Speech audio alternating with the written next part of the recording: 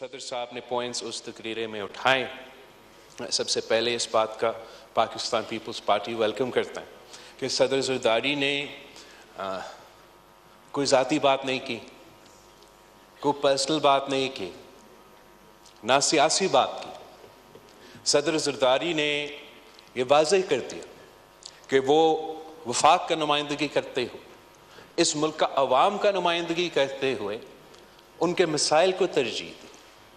जो सदर ज़रदारी ने अपने खिताब में यूनिटी की बात की, एक साथ चलने की बात की, डायलॉग की बात की, ये अपनी ज़ाती मफाद की वजह से नहीं, अपने ज़ाती केसेस की वजह से नहीं, वो इसलिए कि सदर ज़रदारी ये समझता है कि अगर हमने पाकिस्तान के मसाइल को हल करने हैं, अगर हमने पाकिस्तान के असल मसाइल जैसे गुर्बत, बेरोज़गारी और महंगाई जैसे मसाइल हैं, अगर हमने इन मसाइल का हल निकालना है तो बातचीत के बग़ैर, डायलॉग के बग़ैर, पॉलिटिकल प्रोसेस के बग़ैर ये नामुमकिन होगा। साथ साथ सदर ज़रदारी ने ना सिर्फ वफाकी हुकूमत को इन मुआशी मसाइल का हल निकालने का कहा, मगर साथ साथ जो एडवाइस हम अपोजिशन को दे सकते हैं कि वो भी अपने आप को मुंतखब नुमाइंदे अगर समझते हैं तो उनका ज़िम्मेदारी है कि ना सिर्फ कि वो अपना ज़ाती केस लड़े, अपना ज़ाती मसाइल पे रोना धोना करे, वो पाकिस्तान के अवाम के मसाइल पे भी बात करे, और जहाँ वो अपने इश्यूज़ पे एहतजाज करना चाहे वो उनका जमहूरी हक है और वो जमहूरी अंदाज से बेशक एहतजाज करे, लेकिन जहाँ उनका फ़र्ज़ है बहैसियत मुंतखब नुमाइंदे कि वो अवाम के मसाइल पे ना सिर्फ बात करे, हल निकाले, हुकूमत के साथ डायलॉग करे कि जो बजट आने वाला है उसमें मैं तो हुकूमत को ये तजवीज़ दूंगा और अपोजिशन को ये तजवीज़ दूंगा कि अपोजिशन का इनपुट होना चाहिए कि जब पाकिस्तान एक तारीख़ी मुआशी बहरान से गुजर रहा है तो बेशक अपोजिशन अपना ज़िम्मेदारी शायद भूल चुके हैं, मगर हमारा भी ये ज़िम्मेदारी है कि हम इनको याद दिलवाए कि अगर वो आज इस हाउस के फाजिल मेंबर्स है, उनको तनख्वाह भी मिल रहा है, तो वो अपना ज़िम्मेदार, वो हलाल तो तब बनेगा जब वो अपना ज़िम्मेदारी पूरा करे और हाउस का मेंबर का किरदार अदा करे और बजट में भी मुस्बत किरदार अदा करे, इस पार्लियामान में भी मुस्बत किरदार अदा करे, और जहां उनका ज़िम्मेदारी है तीसरी बार एक सूबा चलाने का, वहां भी वो अपना ज़िम्मेदारी अदा करे। अगर वो सिर्फ अपना ही अपना रोएंगे, आप तो वही कर रहे हो भाईजान। मैं अगर रोना धोना नहीं कहूँ तो क्या कहूँगा। सदर ज़रदारी का तकरीर तो एक बहुत सा शॉर्ट और स्वीट का तकरीर था, जहाँ इश्यूज़ पे फोकस किया गया। 20 मिनट का तकरीबन तकरीर था। कायदे हिज़्ब इख्तिलाफ का तो 1 घंटा का तकरीर था, और वो 1 घंटा का तकरीर में 90% अपना रोना धोना, अपना साथियों का रोना धोना, अपना बहादुर खान साहब अब तंग आ चुके हैं 2-3 महीने जेल में गुजार के, उसका अपना केसेस का रोना धोना, 90% उसी पे था जनाब स्पीकर। और जो उनका जिम्मेदारी है बहैसियत कायदे हिज़्ब इख्तिलाफ कि इस मुल्क के अवाम के नुमाइंदगी करते हुए उनका इश्यूज़ को ना सिर्फ उठाएं जहाँ हुकूमत ने कोई गलती की या उनका कोई गलत पॉलिसी है उसका ना सिर्फ निशानदेही करे, मगर उनका पॉलिसी या उनका काउंटर पॉलिसी भी हुकूमत को दे दे। इन्होंने ये जिम्मेदारी नहीं पूरा किया था। जहां तक सदर ज़रदारी के तकरीर में सेहत के शोबे और तालीम के शोबे में बात की और सूबाई हुकूमतों को कहा कि इन दोनों जो बहुत इंपॉर्टेंट एरियाज हैं, जहां पाकिस्तान के अवाम, चाहे वो तालीमी शोबा हो या सेहत का शोबा हो, उनका इन शोबे में ख़ास तौर पे जो हमारा पसमानदा तबका है, गरीब तबका है, उनके लिए पाकिस्तान ने सेहत के शोबे में और तालीम के शोबे में हम तकरीबन फेल हो चुके हैं। और चारों सूबों को यह कोशिश होना चाहिए और वफाकी हुकूमत को हमें सपोर्ट करना चाहिए कि हम इन इश्यूज को एड्रेस करें। पाकिस्तान पीपल्स पार्टी की सिंध हुकूमत में दोनों शोबों में जनाब स्पीकर तारीखी काम करवाया है। जब पाकिस्तान पीपल्स पार्टी ने अपना सूबाई हुकूमत संभाली तो ना मुफ्त और मयारी इलाज का एक भी इदारा नहीं था। हमने, चाहे वो दिल का इलाज हो, ना सिर्फ कराची जैसे बड़े शहर में, मगर तकरीबन तमाम शहरों में दिल के इलाज के मुफ्त हॉस्पिटल्स खोले हैं। हमने ना सिर्फ कराची और हैदराबाद के शहरों में मयारी इलाज के हॉस्पिटल्स खोले हैं, मगर हमारे तो खैरपुर की तहसील गंबट में भी मुफ्त और मयारी इलाज ऐसे हैं कि जो पेशेंट्स हैं, चाहे वो मेरा खैरपुर का हॉस्पिटल हो, मेरा सखर का हॉस्पिटल हो, वो मेरा कराची का हॉस्पिटल हो, हमारा सिंध का एक शहरी खैबर पख्तूनख्वा का लेडी रेडिंग हॉस्पिटल नहीं जाते अपने इलाज करवाने के लिए जनाब स्पीकर। हमारा सिंध का एक शहरी लाहौर का PKIL का हॉस्पिटल पे नहीं जाते अपने इलाज करवाने के लिए जनाब स्पीकर। हम क्वेटा नहीं जाते हैं, मगर हमारे हॉस्पिटल्स में चारों सूबों से लोग आके अपने इलाज करवाते हैं। तो ये तो सबूत है कि जो हमने मुफ्त इलाज का मिसाली काम किया है सूबा सिंध में, तो जो सदर ज़रदारी ने अपने तकरीर में बाकी सूबों को भी कहा कि तालीम और सेहत में काम किया जाए, तो सूबा सिंध PTI को और उनके हुकूमत को दावत देते हैं कि वो आए, वो अब हमारे हॉस्पिटल्स का दौरा करे। हम उनको सिखाते हैं, इनको दिखाते हैं कि मुफ्त और मयारी इलाज गरीब अवाम को कैसे दिलवाया जा सकता है, और हम आपके हुकूमत के साथ काम करने के लिए तैयार हैं कि पेशावर में भी NICVD की तरह मुफ्त और मयारी इलाज हुकूमत की तरफ से होना चाहिए। जहां सदर ज़रदारी ने सूबाई हुकूमतों को तालीम के हवाले से जिक्र किया था, तो उस पर भी जनाब स्पीकर, जहां पाकिस्तान पीपल्स पार्टी के सूबाई हुकूमतें हैं, हमने पूरा कोशिश की कि हम जो तालीम में हमारा स्ट्रक्चरल मसले हैं, जिनकी वजह से पाकिस्तान के अवाम, मगर ख़ास तौर पे वो पसमानदा तबका जो हमारे सरकारी स्कूल्स की तरफ जाते हैं, उनके मसाइल हल करने के लिए हमने बहुत से इंटरवेंशंस करवाए हैं जो कामयाब भी हुए हैं और नेशन वाइड भी रेप्लिकेट हो सकते हैं। मसलन जनाब स्पीकर, जब हमने हुकूमत संभाला तो गोस्ट टीचर्स का मसला था सूबा सिंध में, तो हमने फिर बायोमेट्रिक निज़ाम इंट्रोड्यूस करवाया था और तकरीबन इस मसला का हल निकाला।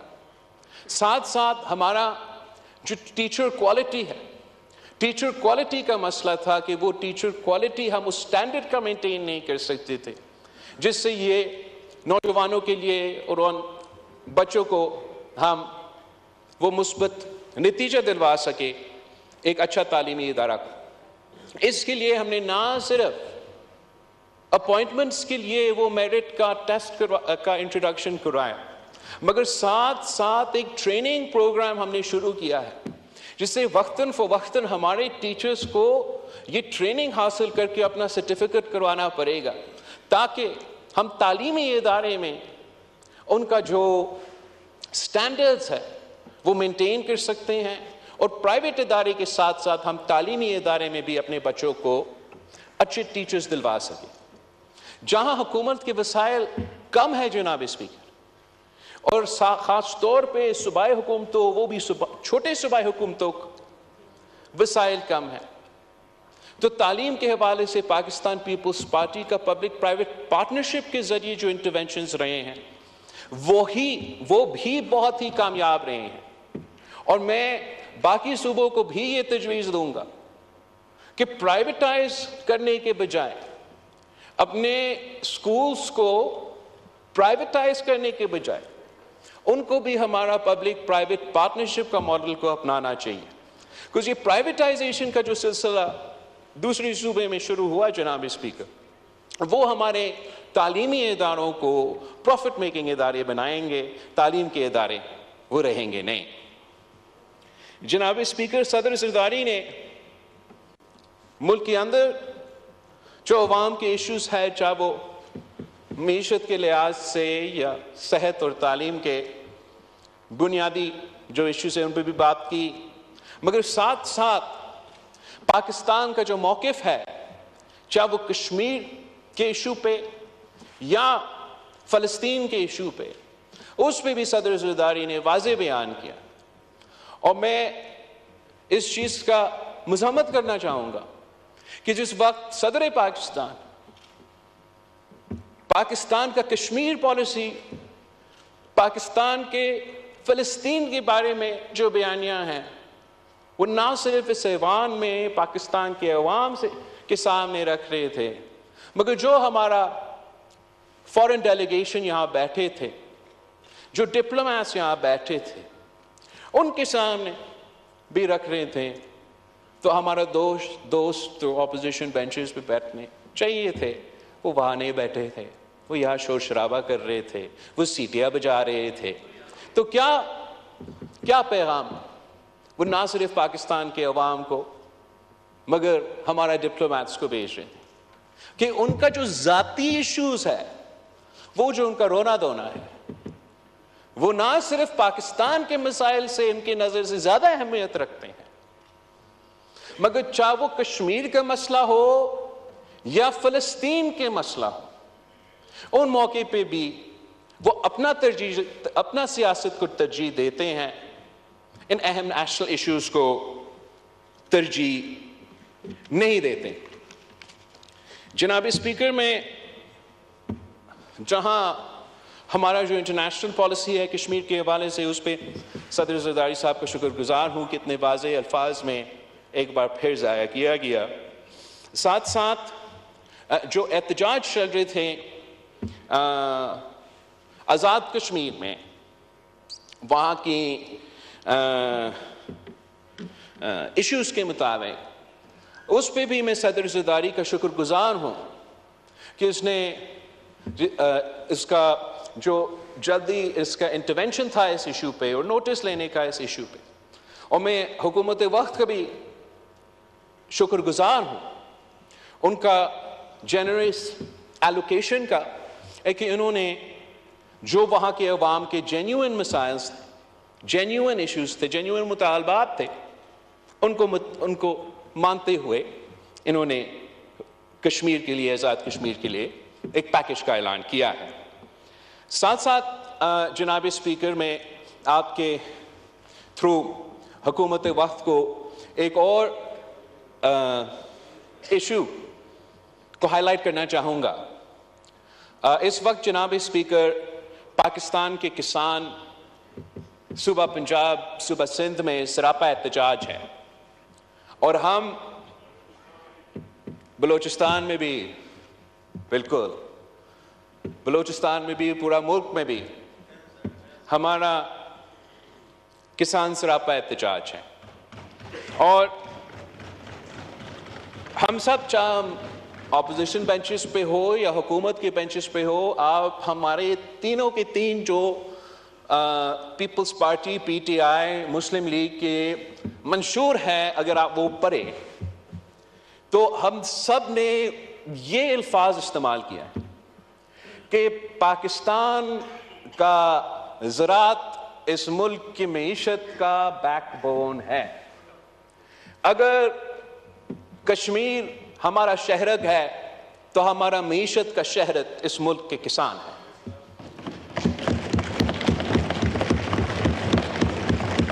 तो जनाब स्पीकर, ये ऐसे इशू है जहां तमाम सियासी जमातों को एक पेज पे होना चाहिए।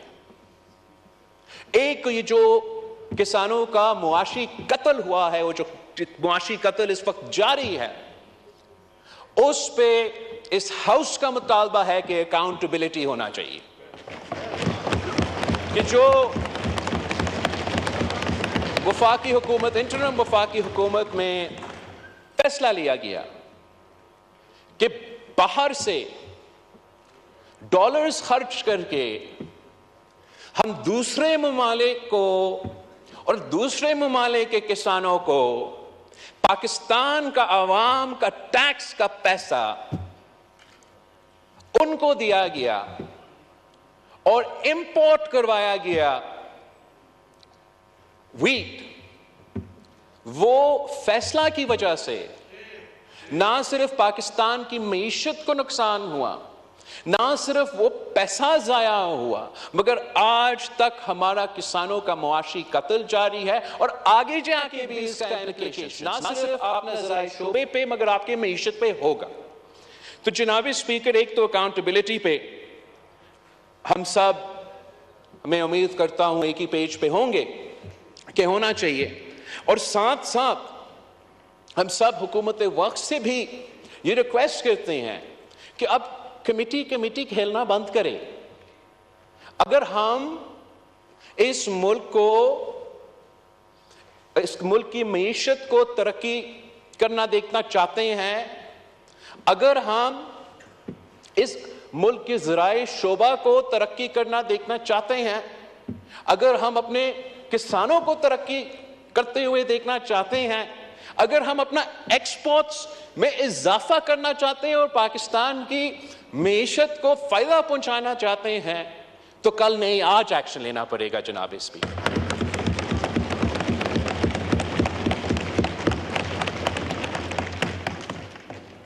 जो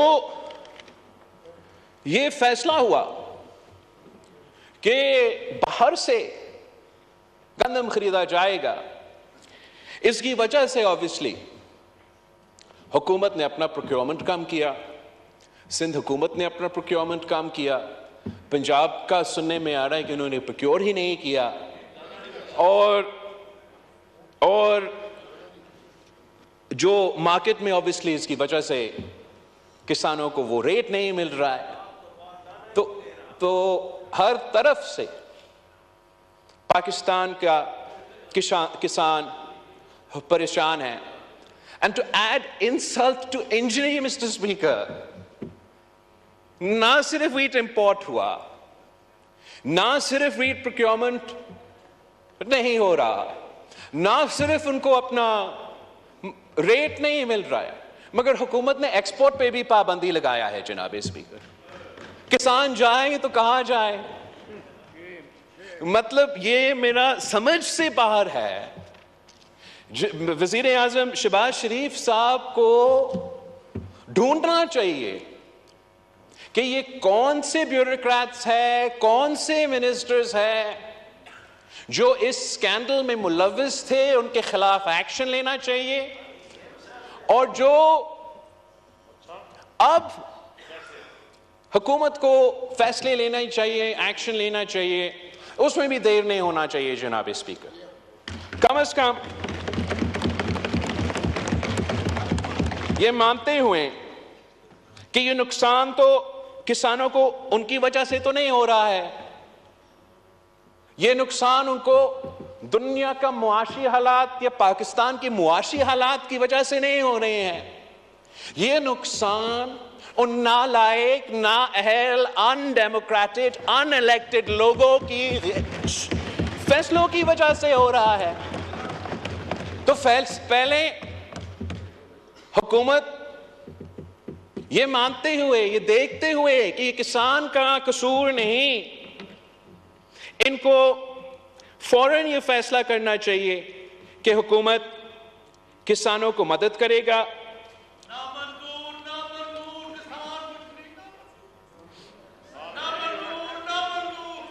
ऑर्डर इन द हाउस।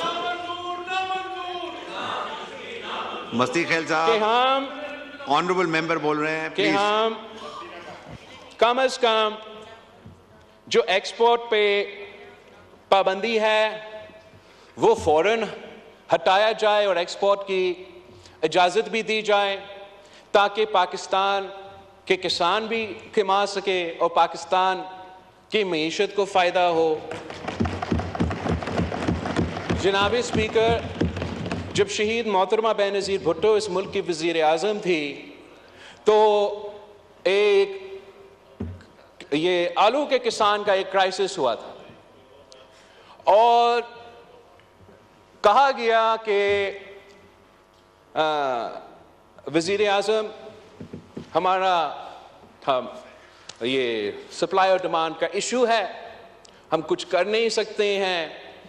तो वज़ीर आज़म शहीद मोहतरमा बेनज़ीर भुट्टो ने हिदायत दी कि आप ये आलू खरीदें, और जब वही बाबू जो आज भी इसी माइंडसेट के हैं और तब के इसी माइंडसेट के, वो कहते थे कि आप कैसे ये करेंगे, हम तो ये कर नहीं सकते हैं, तो वज़ीर आज़म शहीद मोहतरमा बेनज़ीर भुट्टो ने उस वक्त में कहा कि आई डोंट केयर, आप ये आलू खरीद के समंदर में फेंक के मछली को खिला दें, मगर मेरे किसानों को परेशान नहीं होना चाहिए।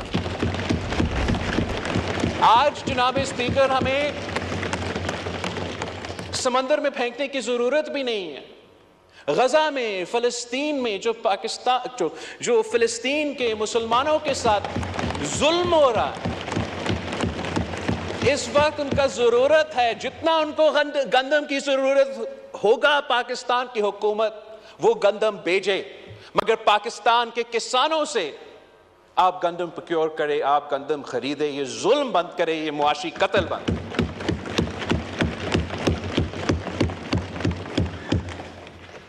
इन फैसलों की वजह से जनाब स्पीकर, अब ये नुकसान ना सिर्फ अभी जारी है, मगर इन फैसलों की वजह से ऐसे ना हो कि अगले साल जो है हमारा किसान कम प्रोड्यूस करे। और एक बार फिर इसलिए कि हुकूमत ने इतना इनको डिसइंसेंटिवाइज किया है इनके गलत फैसलों की वजह से, अब उनको कॉम्पेंसेट करने के लिए हमें उनको इंसेंटिवाइज करना चाहिए कि अगला साल का जो गंदम का फसल का जो भी सपोर्ट हुकूमत करने के लिए तैयार है, उनको आज जो बजट आने वाला है उसमें ऐलान करना चाहिए, ताकि वो कॉन्फिडेंस बढ़े हमारे ज़राई शोबे में। और वैसे ही जनाब स्पीकर, अगर हम सब मानते हैं कि पाकिस्तान का ज़राअत हमारा बैकबोन है, तो उम्मीद ये है कि जो हुकूमत अब बजट इंट्रोड्यूस करेगी तो उसमें वो ख़ास तौर पे ना सिर्फ किसानों के लिए एक ऐसा पैकेज ऐलान करें जिससे हम ना सिर्फ पाकिस्तान में दिखाए लेकिन दुनिया को दिखाए कि कम से कम पाकिस्तान की हुकूमत, दुनिया माने या ना माने, पाकिस्तान की हुकूमत ये समझती है कि ये एक ज़राई मुल्क है। पाकिस्तान की हुकूमत को अपना पॉलिसी से, अपना बजटिंग से ये वाज़े करना चाहिए कि वो अपना एग्रीकल्चर सेक्टर में इन्वेस्ट करने के लिए तैयार है, ताकि वो अपने मुल्क के लिए एक्सपोर्ट्स के सूरत में कमा भी सकते हैं। तो अगर हुकूमत इस बात पे सीरियस है तो उनका बजट में ऐसे ऐसे इंसेंटिव्स होने चाहिए, ऐसे ऐसे ज़राअत में इन्वेस्ट करना चाहिए जिससे हम ना सिर्फ इस शोबे में कॉन्फिडेंस दिलवा सके मगर अपने किसानों को फ़ायदा दिलवा सके। एक बात जो पाकिस्तान पीपल्स पार्टी के मंशूर का भी हिस्सा था और वज़ीर आज़म शहबाज शरीफ साहब की इब्तिदाई की तकरीर में भी मौजूद था कि जो हम अरबों रुपए का सब्सिडीज फर्टिलाइजर कंपनीज को देते हैं, वो अरबों रुपए का सब्सिडीज हमें बंद करना चाहिए और डायरेक्टली किसानों को किसान कार्ड के थ्रू ये सब्सिडीज दिलवाना चाहिए। इस तरीके से आप जो छोटा किसान है और जो बड़े जमींदार है उनमें एक फर्क भी वाज़ेह हो रहा है। पाकिस्तान की हुकूमत को बड़े जमींदारों को सब्सिडाइज नहीं करना चाहिए, बड़े फैक्ट्रीज को सब्सिडाइज नहीं करना चाहिए, मगर अगर हम चाहते हैं कि हमारा मीशत भी तरक्की करे, ज़राअत का शोबा भी तरक्की करे, तो हमारा जो गरीब किसान है जिसकी खून पसीना की मेहनत की वजह से ना सिर्फ ये मीशत चलते हैं मगर हमारा बाकी मुल्क चलता, उनको हमें सपोर्ट करना पड़ेगा जनाब speaker.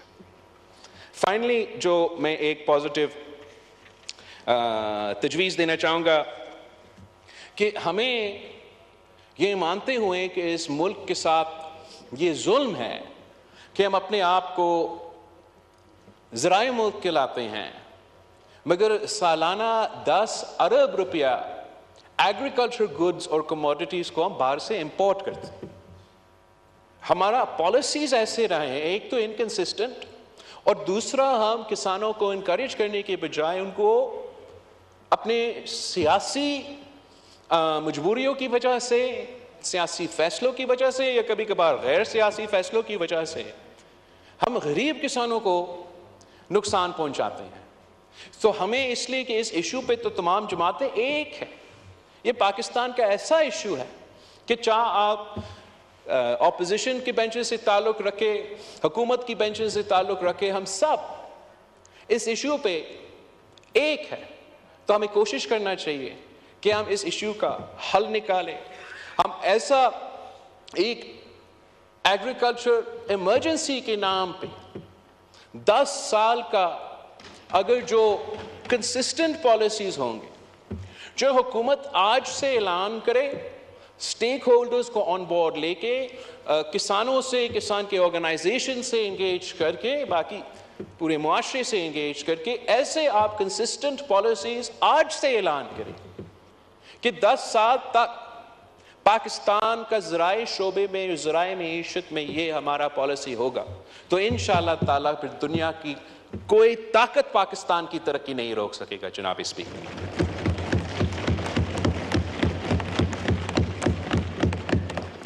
Finally, Mr. Speaker, I'd like to take this opportunity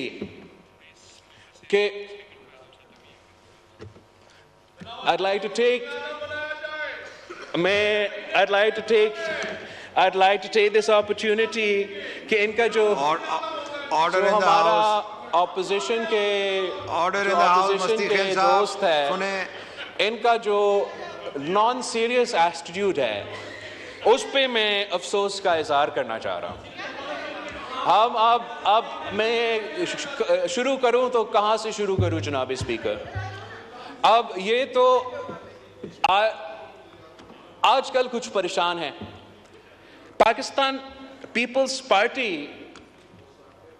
3 नस्लों से इस मुल्क में जमहूरियत की बहाली, जमहूरियत को मजबूत करने के लिए, सियासतदानों को मजबूत करने के लिए, इस निज़ाम को चलाने के लिए जदोजहद करते आ रहे हैं।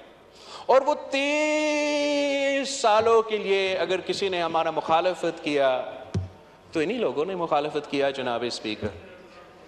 और अब भी वो बात एक करते हैं मगर सियासत उनका कुछ और है।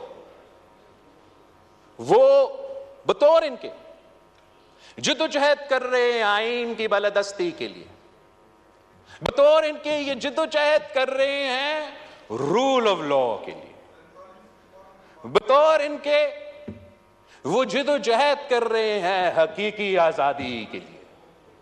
बात अगर करना है जनाब स्पीकर तो सिर्फ हमारा अफवाज से, बात अगर करना है जनाब स्पीकर तो सिर्फ हमारा एस्टैब्लिशमेंट से, बात अगर करना है स्पीकर, पांव किसी का पकड़ा हुआ है जनाब स्पीकर तो उन्हीं का पांव पकड़े हुए हैं। बात एक करते हैं, सियासत एक चमकाते हैं। असल में वो ना जमहूरियत में दिलचस्पी रखते हैं, ना आइन का में दिलचस्पी रखते हैं। ना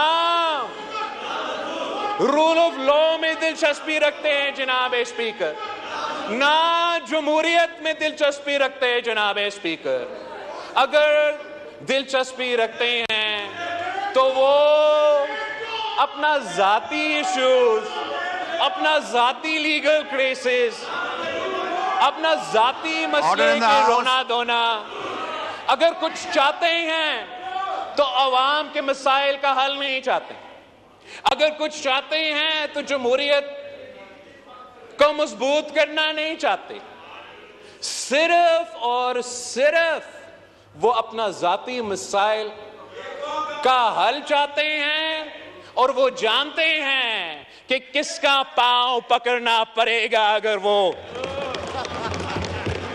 तो इसलिए वो सियासतदानों को तो इनकार कर रहे हैं, आपसे बात नहीं करते। बड़े जमहूरी कदम, आइन का बालादस्ती रखते हुए सियासतदानों से बात नहीं करते। आइन का बालादस्ती रखने के लिए उन्हीं लोगों को जिनको जनाब कायदे हिज़्ब इख्तिलाफ लेक्चर दे रहा था आइन पे और आइन का बालादस्ती पे कि सियासत में मुदाखलत ना करो, उन्हीं को तो वो पांव पकड़ के जबरदस्ती मुदाखलत करवा रहे हैं जनाब स्पीकर। तो इनका ये तो गैर संजीदा है जनाब स्पीकर, ये मुनाफिकत का सियासत है जनाब स्पीकर। ये मुनाफिकत पाकिस्तान के अवाम के साथ मुनाफिकत है, यह हमारा जमहूरियत के साथ मुनाफिकत है, हमारा पार्लियामान के साथ मुनाफिकत है। जब तक ये मुनाफिकत जारी रहेगा तो उनका रोना धोना जारी रहेगा जनाब स्पीकर। अगर वो कुछ जमहूरियत के बारे में सीखना चाहते हैं, अगर वो कुछ आइन के बालादस्ती में कोई वाकई दिलचस्पी रखते हैं, ऑर्डर द हाउस, अभी आपने भी तकरीरें करनी है, रूल ऑफ लॉ में आपने भी तकरीरें करनी है, कोई वाकई दिलचस्पी रखते हैं तो Pakistan People's Party order in the house मौजूद है। मगर अगर ये ड्रामा जो ये कर रहे हैं ये इन्हें करना है तो इसका ना उनका कोई फायदा होगा, ना पाकिस्तान के अवाम का कोई फायदा होगा जनाब स्पीकर। ये गैर संजीदगी देखें इनके, ये तो हर बार, इस बार और हर बार ऐसे तोहफे देते हैं जनाब स्पीकर। जब भी वो किसी सूबा को संभालते हैं तो तोहफा, पिछली दफा पंजाब को बुजदार की सूरत में तोहफा, इस दफा मतलब पख्तूनख्वा का कसूर क्या है जनाब स्पीकर? पख्तूनख्वा का कसूर क्या है जनाब स्पीकर? इस किस्म का चीफ मिनिस्टर दिलवा दिया। ये एक बार फिर ऑर्डर इन द हाउस इनका मुनाफिकत की सबूत है। ये उन सूबा के मसाइल का हल नहीं निकालना चाहते, उनका जेन्युइन इश्यूज पे सियासत नहीं करना चाहते, जो उनका सूबाई जिम्मेदारियां हैं वो पूरा करने के लिए तैयार नहीं। दिलचस्पी है तो अपना जाती मसले पे, अपने रोने धोने पे वो ना पाकिस्तान के अवाम, ना उस सूबा पे जहां उनका हुकूमत है उस सूबा का अवाम के मसाइल हल करने में कोई दिलचस्पी रखते हैं। ये जो तोहफा दिया है इन्होंने पख्तूनख्वा को, तो इतना ड्रामाबाज है जनाब स्पीकर, मैं आपको क्या बताऊं। हकीकत कुछ और है, दिखाता कुछ और है, यही शायद इनका सियासत है। वैसे ये जो वजीर आला है ये समझते हैं कि इन्होंने बनाया है। ऑर्डर इन द हाउस, तशरीफ रखें खटक साहब, तशरीफ रखें जनाब स्पीकर, अगर आपने तशरीफ रखें। ये समझते हैं कि इन्होंने बनाया है, असल में किसी और ने बनाया है जनाब स्पीकर। और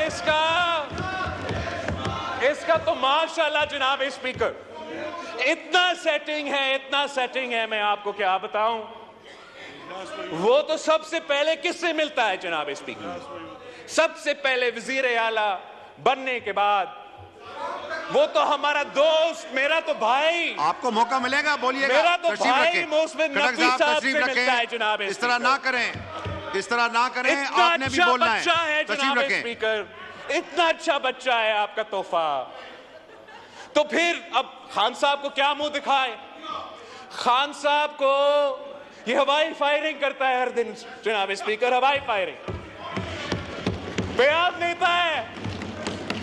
तो हमारा मासूम गवर्नर पख्तूनख्वा के खिलाफ बयान तो गवर्नर साहब के लिए, खान को तो भी खुश रखना है और सीएम भी रहना है जनाब स्पीकर।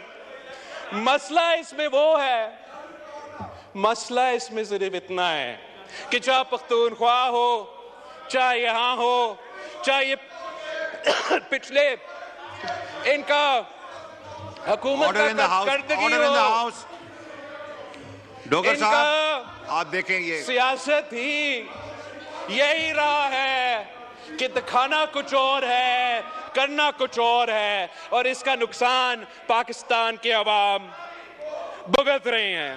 इनका जो गैर संजीदा सियासत है जनाब स्पीकर, वो आप देख लें। ये अब कहते हैं कि ये सियासी जमात है, मगर दिखाते कुछ और है, करते कुछ और है। मंदोखेल साहब जनाब स्पीकर, इनका ऑर्डर इन द हाउस जो गैर संजीदगी है वो आपको नजर आ रहा है। अभी भी अपना रोना धोना, अवाम के मसाइल पे कोई दिलचस्पी नहीं।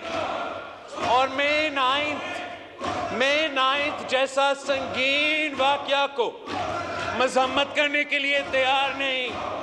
अपना जो मिलिटेंट विंग इस मई 9 में इन्वॉल्व था, उनका मजम्मत करने के लिए तैयार नहीं, उनसे डिस्टेंस करने के लिए तैयार नहीं, तौबा करने के लिए तैयार नहीं। तो अगर ये माफी मांगने के लिए तैयार नहीं है जनाब स्पीकर, अगर ये मई 9 का माफी मांगने के लिए तैयार नहीं है, तो फिर इनका रोना धोना जारी रहेगा, इनको भुगतना पड़ेगा। इनका हक है कि जमहूरी एहतजाज करे, इनका हक है कि पुरअमन एहतजाज करे, इनका हक है कि वो सियासत करे। तशरीफ रखें। किसी को हक नहीं है कि वो दहशतगर्दी करे जनाब स्पीकर, और ये खुलम खुला दहशतगर्दी सियासत करने हर किसी का हक है, मगर जमहूरी अंदाज से सियासत करे, जमहूरी अंदाज से सियासत करे। जमहूरियत में एहतजाज का हक है, इदारे पे हमले करने का हक है, हक नहीं है शोधा के जो मॉन्यूमेंट्स है उन पे हमला करने के हक किसी के पास नहीं है, और ना ही होने चाहिए जनाब स्पीकर। ये तो एक एहतजाज नहीं था, ये एक कू था जनाब स्पीकर, एक कू। ना सिर्फ हुकूमत वक्त के खिलाफ मगर फौजी क़यादत के खिलाफ एक कू अटेम्प्ट था और नाकाम रहा। और इंशाअल्लाह ताला इस किस्म का हर साजिश हमेशा के लिए नाकाम रहेगा जनाब स्पीकर। अगर हम मुल्क के मफाद के बारे में सोचते हैं, अगर हम यूनिटी की बात करते हैं, अगर हम डायलॉग की बात करते हैं, इसका ये नहीं मतलब कि हम अपने असूलों पे सौदा करने के लिए तैयार नहीं है जनाब। और ये मजाक है, ये इनको करना ये चाहिए कि जो उनका मिलिटेंट विंग है उनसे उनको दूर होना चाहिए। जो सियासी विंग है, जो सियासी लोग हैं, जो जमहूरियत जानते हैं, उनको आगे लेकर आना चाहिए, चाहे वो यहां हो, चाहे वो पख्तूनख्वा में हो, ताकि वो पाकिस्तान के अवाम को दिखाए कि उनमें से कुछ गंदे अंडे होंगे जो इस किस्म का साजिश में मुलव्विस थे। अगर वो ये करने के लिए तैयार नहीं है तो फिर वो ये कह रहे हैं जनाब स्पीकर के ये सारे के सारे गंदे अंडे ही है। अगर वो मजम्मत करने के लिए, तौबा करने के लिए तैयार नहीं, तो मतलब वो ओन कर रहे हैं the leader of the opposition जनाब स्पीकर। भाई आपका वजीर आजम बात कर रहा है, बैठो। जनाब स्पीकर, मैं पूछना चाह रहा हूं कि इनका जो लीडर ऑफ द ऑपोजिशन है, तशरीफ रखें, ऑर्डर इन द हाउस, तशरीफ रखें जनाब। इनका जो लीडर मेंबरान से गुजारिश है, तशरीफ रखें, जवाब दें प्लीज। है जनाब स्पीकर, ये कहता है, तशरीफ रखें, ये कहता है, मस्ती खेल साहब तशरीफ रखें। जनाब स्पीकर, मैं भी इग्नोर कर रहा हूं उनको, आप भी जरा इग्नोर करें। जहां तक इनका जो लीडर ऑफ द ऑपोजिशन है,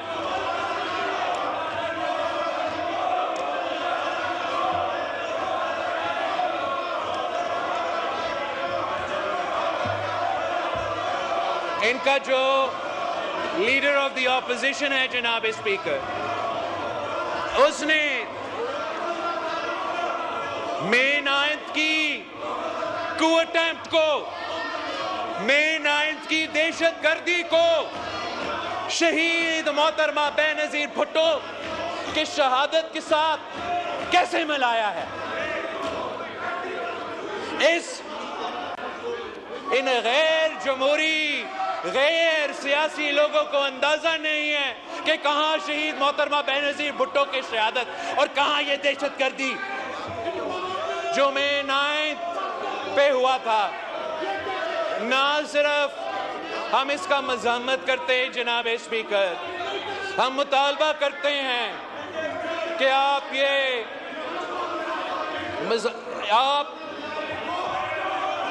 इस बात पे नोटिस ले कि जो दहशतगर्दी हुआ, यार इनको छोड़े, इनको रोना। इस बात का हम मज़म्मत करते हैं मई 9 पे उनका सो कॉल लीडर को नैब ने गिरफ्तार किया। वो एक रात जेल से इतना घबरा गया जनाब इसमें कि उसने ऐलान जंग कर दी। उसने अपने सियासी कारकुनों को हदायत दी कि हमला करो, मिलिट्री इंस्टीट्यूशंस पे हमला करो, शोधा के मॉन्यूमेंट्स पे हमला करो। ये दहशतगर्दी था। आप मुझे बताइए जनाब स्पीकर, कायदे अवाम शहीद जुल्फिकार अली भुट्टो का शहादत हमारे कारकुन ने अपने आप को जलाए जनाब स्पीकर, पंजाब में अपने आप को जलाए, मगर किसी फौजी इंस्टॉलेशन को, किसी शोधा का मॉन्यूमेंट पे हमला नहीं किया। शहीद मोहतरमा बेनजीर भुट्टो का शहादत हुई, हमारा कारकुन नहीं, पाकिस्तान के अवाम चारों सूबों में सरापा एहतजाज था, चारों सूबों में सरापा एहतजाज था। फौजी आमिर का हुकूमत था, चारों सूबा में एहतजाज हुआ, गिराव जलाओ भी हुआ जनाब स्पीकर, मैं ये मानता हूं, मगर किसी एक शोधा के मॉन्यूमेंट पे हमला नहीं हुआ, किसी मिलिट्री इंस्टॉलेशन पे हमला नहीं हुआ। हम शहादतें दे के, नस्लों को अपना कंधे पे उठा के पाकिस्तान जिंदाबाद का नारा लगाते हैं और मुहिब्बे वतन लोग हैं। ये अपनी उंगली कटा के एक रात जेल में गुजार के पाकिस्तान के खिलाफ बगावत का ऐलान करते हैं, दहशतगर्दी करते हैं। ये हमने और इन गैर जमहूरी गैर सियासी लोगों में फर्क है जनाब स्पीकर। ना उनका मुकाबला हो सकता है, ना वो अवाम का मसाइल हल करना चाहते हैं, ना वो जमहूरियत में कोई दिलचस्पी रहते हैं। उनका लीडर रो रहा है, रो रहा है, रो रहा है, मुझे निकालो, निकालो, निकालो, निकालो। इसलिए फिर लीडर को खुश करने के लिए ये हकीकी आजादी नहीं, ये तारीखी आजादी नहीं, ये लीडर का रोना धोना बंद करना है। कुछ सामने दिखाना है, कुछ पीछे कुछ और करना है। ये है इनकी सियासत, ये सियासी जमात।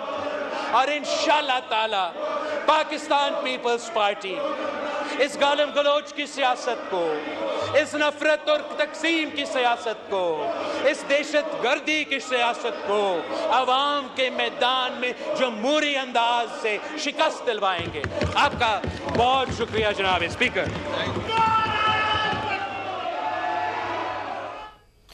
कौमी असम्बली का इजलास जारी है। बिलावल भुट्टो जरदारी इजहार ख्याल कर रहे थे। उनकी तकरीर के दौरान अपोजिशन की जानिब से शोर शराबा किया गया। बिलावल भुट्टो ने कहा कि ये बात तो करते हैं हकीकी आज़ादी की, मगर बात करना चाहते हैं इस्टेब्लिशमेंट से। अपोजिशन ने पांव भी उन्हीं के पकड़े हैं। अपोजिशन को कानून की बालादस्ती पर ना जमहूरियत पर यकीन है। ये अवामी नहीं ज़ाती मसाइल का हल चाहते हैं। जमहूरी बनते हैं मगर सियासतदानों से बात नहीं करते। ये पांव पकड़कर ज़बरदस्ती मुदाखलत करवा रहे हैं। ये अवाम और जमहूरियत के साथ मुनाफकत है। इस ड्रामे से इनका फ़ायदा होगा ना अवाम का। इन्होंने पंजाब को बुजदार की शक्ल में तोहफा दिया। खैबर पख्तूनख्वा को जैसा वज़ीर आला मिला, अवाम का क्या कसूर था। बिलावल भुट्टो की तकरीर के दौरान अपोजिशन की जानिब से शोर शराबा किया गया। इसके साथ साथ उन्होंने एक जो है वो तकरीर की, तवील तकरीर थी उनकी, जिसके दौरान अपोजिशन की जानिब से शोर शराबा किया जाता रहा। उन्होंने कहा कि सदन ने अपने खिताब में इत्तेहाद और एक साथ चलने की बात की। बातचीत के बगैर मसाइल का हल निकालना मुमकिन नहीं है। सदन ने हुकूमत को माशी मसाइल का हल निकालने का कहा है। आपको बताएं कि बिलावल भुट्टो की जानिब से ये तकरीर की जा रही थी। आपको बताएं कि उन्होंने किसानों के हवाले से भी बातचीत की है और उन्होंने कहा कि किसानों का एतमाद जो है बहाल करने की ज़रूरत है। किसानों से गंदम खरीदी जाए, गलती का अजाला किया जाए। और नोमई के हवाले से भी उन्होंने जो है वो बातचीत की और उन्होंने कहा कि नोमई हुकूमत ही नहीं फौजी क़यादत के खिलाफ भी नाकाम बगावत ही बिलावल भुट्टो की जानिब से ये भी कहा गया है। और इसके साथ साथ उन्होंने कहा कि किसान को मराहत दी जानी चाहिए। किसान के मौशी कत्ल पर जिम्मेदारों का एहतसाब किया जाए। बिलावल भुट्टो की जानिब से ये तकरीर की गई है। कौमी असम्बली में उनकी जानिब से इजहार ख्याल किया जा रहा था और इस दौरान उन्होंने कहा कि ये बात जो है हकीकी आज़ादी की करते हैं, लेकिन जो तमाम मामला है वो मामला इनके अपने लीडर का है।